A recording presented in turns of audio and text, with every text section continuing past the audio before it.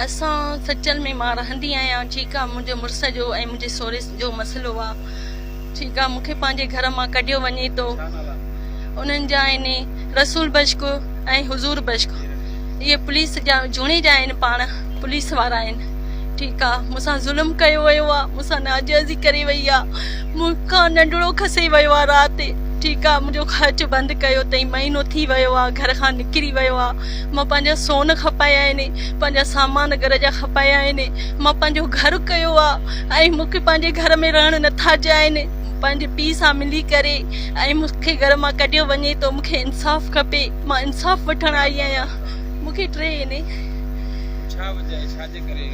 इहो पंहिंजे पीउ जे चकर में अची वियो आहे। पीउ चयो अथसि त प्रॉपर्टी असां खणंदासीं ऐं हिनखे तलाक ॾे ऐं ज़ाल उहा मुंहिंजी आहे। मां पंहिंजा सोन खपाया आहिनि, मां पंहिंजो सामान घर जो खपायो आहे। 15 साल मसवाड़नि ते रहंदी हुअमि, हाणे मां पंहिंजो घरु कयो आहे। हाणे मुंहिंजो सहुरो हुन ते कब्ज़ो करणु चाहे थो। पीउ पुट मिली करे ऐं मूंसां नाजाइज़ी कनि था। मूंखे घर मां कढियो वञे थो, मुंहिंजे मथां पिस्टल रखिया वञनि था, चवनि था पुलिस असां आहियूं, ख़ुदि असां पुलिस आहियूं, असांजो कानून असांजे खीसे में आहे, कुझु न कंदी। पर वाकई बि मां जो घर वारो इलाहाबाद में कंदो आहे ड्यूटी।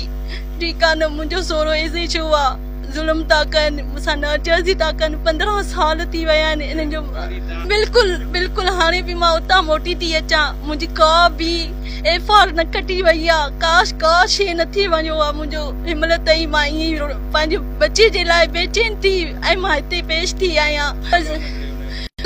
मुज़मिन नालो आहे, 8 साल आहिनि। हाणे मां पंहिंजे ई घर आहियां, मां होॾां आई आहियां।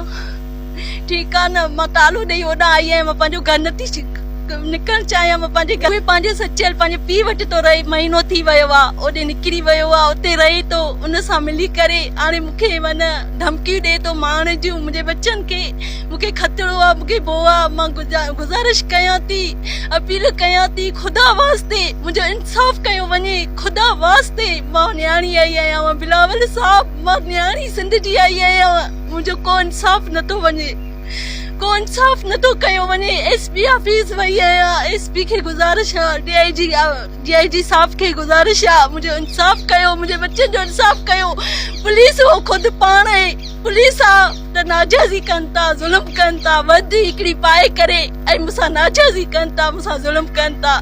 मूंखे इंसाफ़ खपे, मां इंसाफ़ जे लाइ आई आहियां। मां पंहिंजा बच्चा दरपदर नथी करणु चाहियां, मां नथी चाहियां त मुंहिंजा बच्चा दरपदर थियनि। मां पंहिंजे घर में रहणु थी चाहियां।